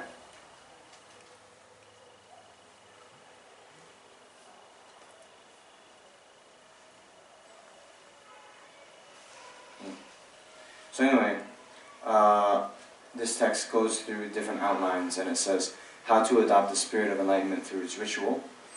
And then Atisha, who we mentioned before, the great elder, said, those who wish to train after they generate the spirit of enlightenment, cultivate with effort for a long time the 4 bases of Brahma, love, and so on. Sorry, this is not in your text, sorry. But okay, just so I can do something. Yeah, that's not. Okay. Thereby they clear away attachment and jealousy and produce the spirit of enlightenment through the correct ritual. Okay? So you see, this is important. Those who wish to train after they generate the spirit of enlightenment. Okay? This is exactly what this text is all about. After one has achieved or generated the spirit of enlightenment, means bodhicitta, you still have to train. Okay? So it is said that actually, I think we talked about this in the first chapter, right? there's the two types of bodhicitta. The engaging bodhicitta and the aspirational bodhicitta. The aspirational, and the difference between the two is like the difference between wishing to go somewhere and actually starting to go, right? Okay. So it is said that, see, one can develop the mind of aspirational bodhicitta without bodhisattva vows. It's possible.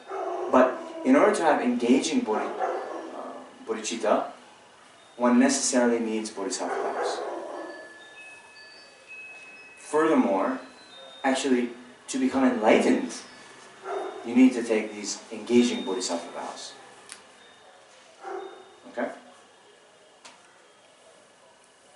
Now, oh man.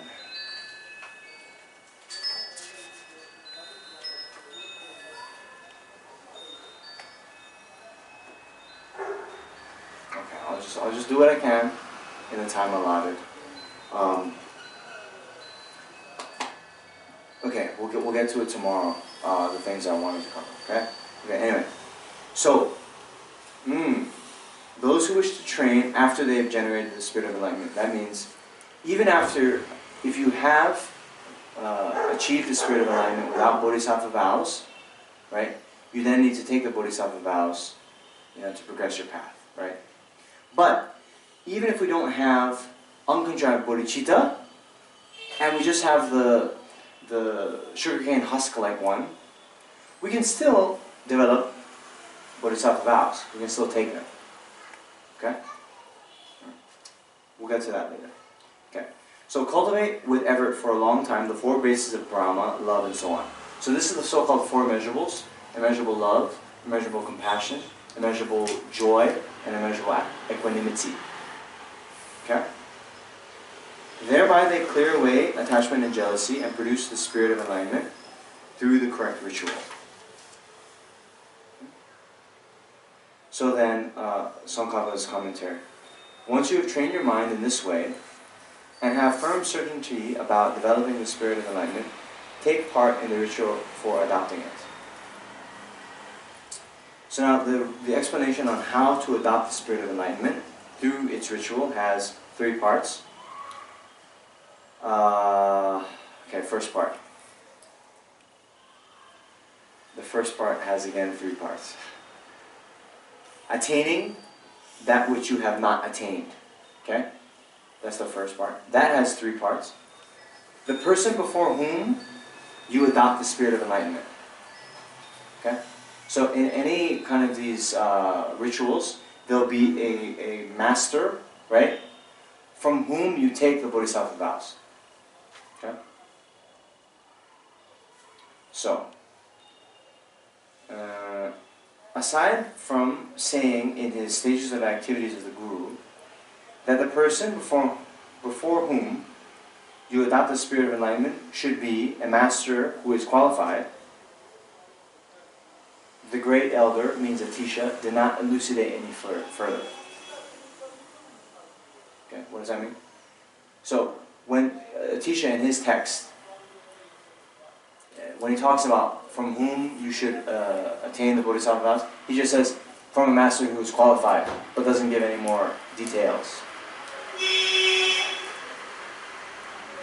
So now, former teachers asserted that it was not sufficient for the person before whom you adopt the spirit of enlightenment just to have the aspirational spirit of enlightenment and to be maintaining its precepts, but he or she must have the vows of the engaged spirit of enlightenment. So we have the two, right? I say aspirational and engaging. Here it's saying, aspirational and engaging. Okay? So both types have their own sets of vows. Actually, the aspirational bodhicitta, it's not so much vows as it is there are four, dharmas, black dharmas to abandon and four white dharmas to adopt, as well as some kind of precepts, means advice. But it's not quite the same weight as a vow. Okay? So, this accords with Jetari, who said, after you have come before a teacher who has bodhisattva vows. The 10 Teaching Sutra mentions Shravakas within the context of generating the spirit of enlightenment after others have exhorted some persons to adopt it.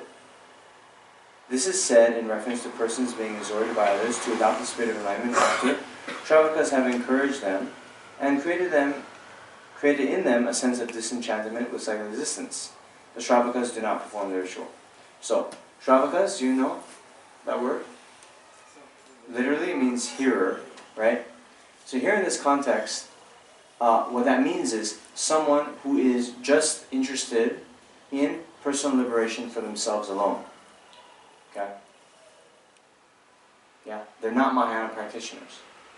But these hearers, like, there's two senses of the word hear.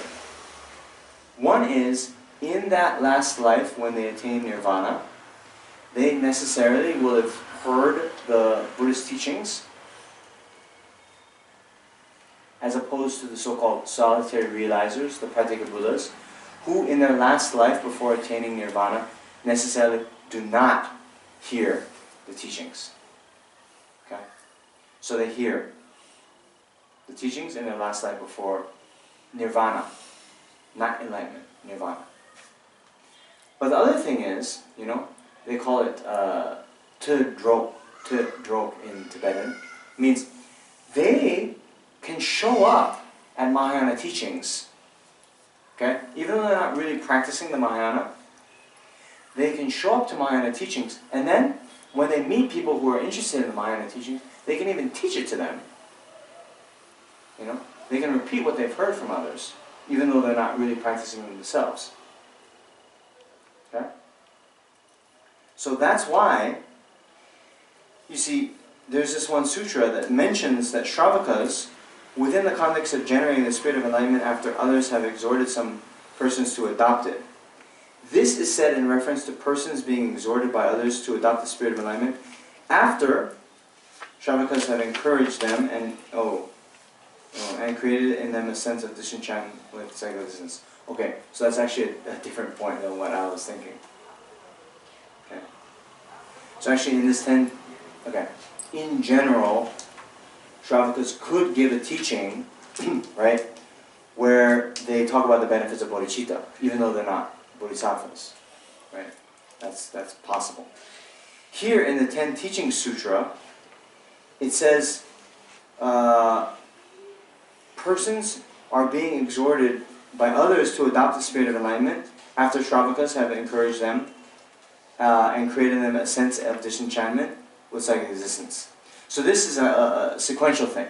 Okay, there's some persons who then a Shravaka would come, teach them about the faults of cyclic existence, and then they leave.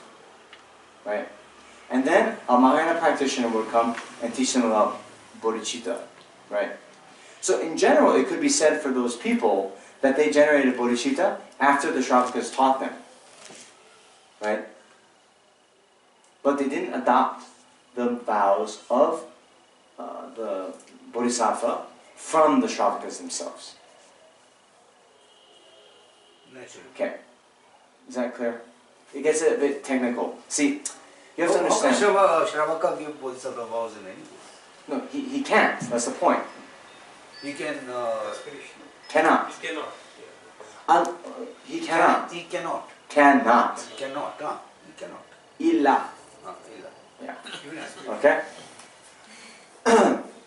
But, see, you have to understand, there is one of the main things that Lama Tsongkhapa is also trying to do in this text is there's many kind of wrong views in Tibet at that time, and he went to refute.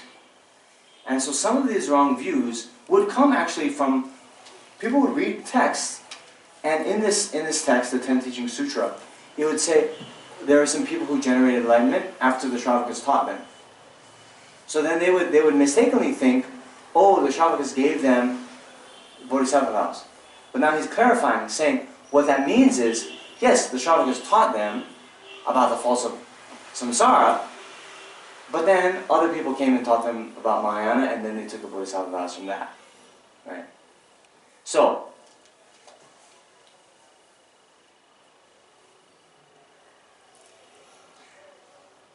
anyway. See, it's a little bit interesting though, actually. If I were to debate this, right? See, how many of you have Bodhisattva vows? Right? Yes? Okay. Now, are you a Bodhisattva? You a Buddha? No, right? So, we can, remember, we have the husk-like Bodhicitta. We're not Bodhisattvas, but we can still take the Bodhisattva vows. Okay? So now here, in this text, it's just saying, you know, a qualified teacher must have the vows of the engaged bodhicitta, engaging bodhicitta. Okay? So if that is the qualification, right, and we who are not bodhisattvas can still have, you know, bodhisattva vows, right, then a Shravaka, who's also not a bodhisattva, could they have the bodhisattva vows?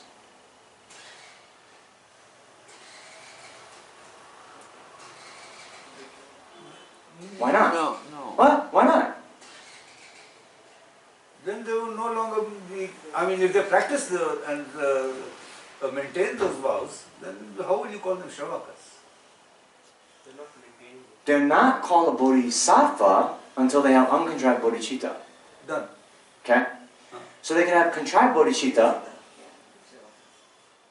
Right? So look, here's my debate, right? We have bodhisattva vows based on contrived bodhicitta. Right. We're not called bodhisattvas. I mean, Right? I'm not, you are. Flattery will get you nowhere. No, joking. You get my point? You don't have to be a bodhisattva to have bodhisattva vows. Right. Right? So the Shravakas, with the same like us, could have contrived bodhicitta. They're not yet bodhisattvas, right? Because the Shravakas, they've attained personal nirvana. Eventually they'll enter the Mahayana path. Right? So in that medium stage, right? Maybe they even want to. Okay, they're Shravakas means they're arhats, because after having developed uncontrived renunciation of samsara, meditated on emptiness, and abandoned the afflictions, attained liberation. They're a Shravaka. Okay? Then eventually a Buddha says, wait a minute, not good enough. You have to enter the Mahayana path. Let me talk to you about bodhicitta. They'll then be like, okay, and they might even have aspiration to do it. But before they have the full-fledged bodhicitta, they have just the sugarcane husk bodhicitta, contrived bodhicitta. So they can have, yes, they can have. They can have the vows, I mean, they can. Then it says Shravakas do not perform the ritual. They don't confer the vow. What? Why not? They don't confer. Can they confer the vows to others? Oh. So someone would have to be a bodhisattva or Buddha to confer the vows? No. Then why can't a Shravaka? See you tomorrow, yeah. Wait a minute. That's what I'm saying to you. Wait a minute. No, I mean, yeah, wait. The person should have, in order to confer the vows, you yourself said the person should have reached the state of engaging bodhicitta. No. Only a person who has reached the state of engaging bodhicitta can confer. He or she must have the vows of engaging bodhicitta. But to have the vows of engaging bodhicitta, one doesn't need uncontrived engaging bodhicitta. Right. To have engaging bodhicitta, one needs the vows. Right. And such a person can confer vows too. That's what this is saying. Yeah, but the Shravaka doesn't have engaging bodhicitta vows. Why not? The Shravaka can take Bodhicitta vows from the Bodhisattvas. Can take, yes, but can they confer? That is the question. So what I'm saying is, my question is boils down to this. Wow, man, we have to get into our debate logic more. Okay? In order to give the Bodhisattva vows, engaging Bodhisattva vows, right? One needs to have the engaging Bodhisattva vows oneself. Okay? That I agree. That's clear. But in order to have engaging vows of bodhicitta, right, does one need to be a bodhisattva? No. No, right? Okay. So, They need to take the vows from can a Shravaka, right, take the vows of engaging bodhicitta? on his own. Yes, of course it does. Ravi, if it's on his own, if it's with someone else, if it's with a pack of elephants, if there is one instance where you say yes, then you say yes to the question. Right? Can a Shravaka take bodhisattva vows, engaging bodhisattva vows? If you can give me one example where they can, then you say yes. You don't ask more questions with another bodhisattva or like that, right? They can. They can, right? Yes, okay. They can. So now, you with me? Can this Shravaka with engaging vows of bodhicitta exists, right? Can they confer those engaging vows of bodhicitta? No. Why not? Even no, even I say no, but why not? Instinct says no. Okay. Instinct says no, and Lama Tsongkhapa seems to also say no. The Shravakas do not perform the ritual. Okay? So this is what I'm saying, right? When we, maybe it's a bit too scholastic for some of us, but if we're thinking, not just take this at face value, right? We look at what's above and below, then this question should come to you, right? In the first part, who is a qualified guru? Someone who has engaging vows themselves. That makes sense, right? Right? You can't give something that you yourself don't have, right? Okay, fine. But this last sentence, wait a minute. Shravakas do not perform the ritual. What does that mean? Engendered, who have not taken the vows until they start on the Mahayana. Until they get a slight hint of wish become enlightened. Until they have the engaging bodhisattva vows themselves, they can't become. So engendered. Yes. You have to say something like that. Okay, that's good, Shanti. That's exactly, what I would do on the debate courtyard. Someone try to poke. Then you just say, oh, wait a minute. When they say the Shravakas do not perform the ritual, they mean these Shravakas who haven't already taken the engaging bodhisattva vows themselves. Right? It's not that all Shravakas do not perform the ritual. Do not perform? The ritual. It's not the case that they don't. There can be some that do, but in general, right? In general, would you say that Shravakas have taken bodhisattva vows? No, right? In general. Although there are a few, these very kind of special cases that do. So that's what Tsongkhapa means. I mean, of course, I don't really know because I'm not clairvoyant to actually know what he means, but if I had to logically put these pieces together, that's what I would say. Okay, let's get out of here. I'm joking. But yeah, we have gone past time. So,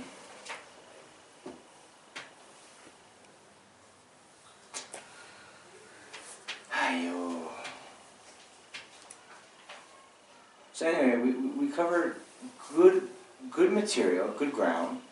I hope that was that educational? You learned something? Yes?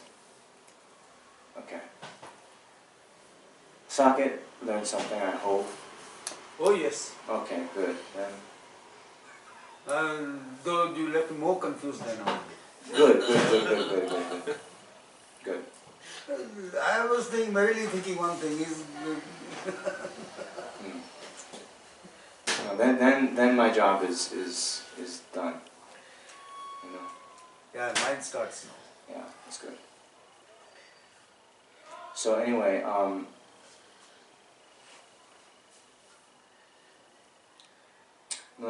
that's important. We did cover, although I said we got sidetracked. That is a very important thing to think about.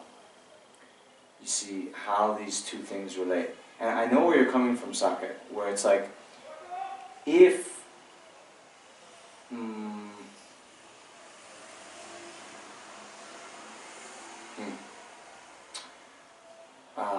yeah, there's a lot more to be said about it, but we're not out of time.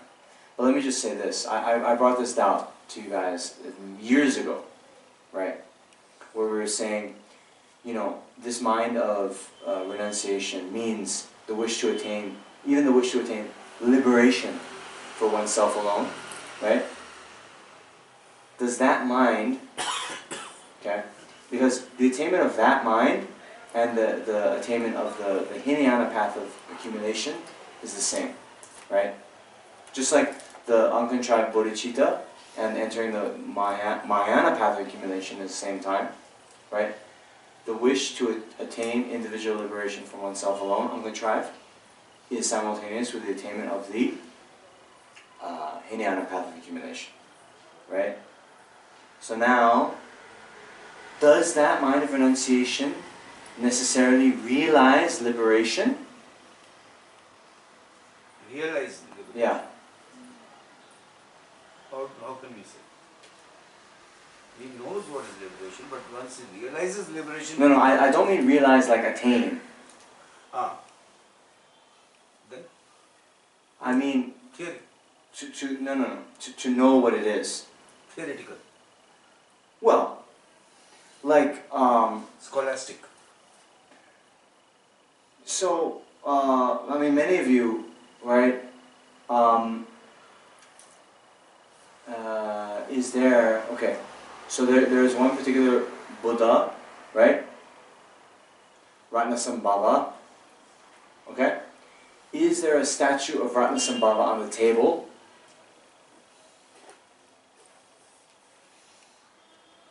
There's two statues here, hello. Okay? So, you understand what I mean? If you don't know who Ratnasambhava is, all this stuff, you can't determine whether there's one on the table or not, right? True. But I can know there is a statue of Ratnasambhava on the table. Have I realized Ratnasambhava? No, obviously. These kinds of... You may not have. Most Whoa, no. There's, sorry, so what I'm saying, there's a lot of doubt like this, right? We have this you know, the mind, that uncontrived mind that wishes for liberation, to develop that, do we need to actually realize liberation? Means what it is? Do we have, in other words, do we have to realize that liberation just means the abandonment of karma and afflictions? Realization of that will be good. Is it necessary? Probably yes. Yes. So then, yes, it is necessary. do we realize the abandonment of the afflictions is possible? Yes. Yes, if that is not possible. So then, in order to realize that the abandonment of afflictions is possible, don't we have to realize that the root of the afflictions, the grasping to true existence, is a distorted view? Of course. So if we understand that grasping to true existence is a distorted view, do we have to realize that true existence does not exist? True existence does not exist, true? Yes. Do we have to realize that? That means we have to realize emptiness. Right. That means we have to realize emptiness before we enter the path. Of Accumulation. Then what's the point of, if you've already realized emptiness, are you differentiating between realizing emptiness and direct perception of emptiness? No. No. Just mere realization. Alright, okay. Yeah. But then, no. You're not fully grasping why this is a doubt. Because we were saying the people who want to go to Nepal, they have no direction. They have a wrong direction. Right? So we were comparing this to the Sautrantika, who believe in true existence, yet wish for liberation. Anyway, Saket, we have to go. People are getting restless. So let's dedicate the merit. It's okay. 2 minutes. We'll dedicate the merit we've accumulated our time here tonight for the benefit of all sentient beings, in particular, for the long lives of the spiritual friends, for the flourishing of the holy Dharma, and for this precious mind of Bodhicitta, to arise in the hearts of all sentient beings without even a second's delay, and those who have already generated Bodhicitta may it always increase forevermore.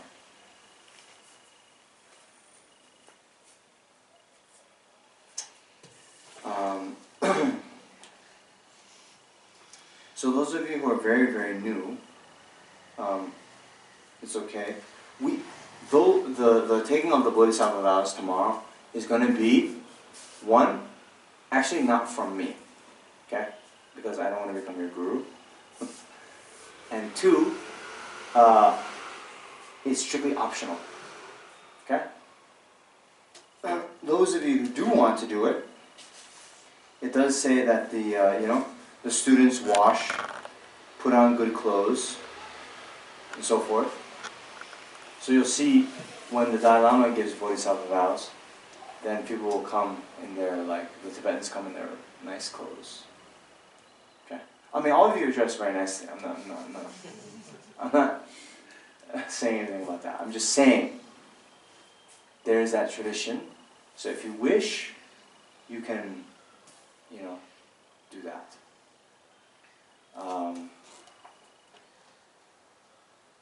Anyway, I hope we'll have more offerings here. It is said that once Atisha in Tibet, he was asked to give Bodhisattva vows, and then he showed up and he's like, no, you guys won't achieve because there's not sufficient offerings. It can be just more water bowls. Don't think you have to bring bars of gold or something. Okay? Alright, so 10 o'clock tomorrow morning. We'll see you all here. Thank you very much.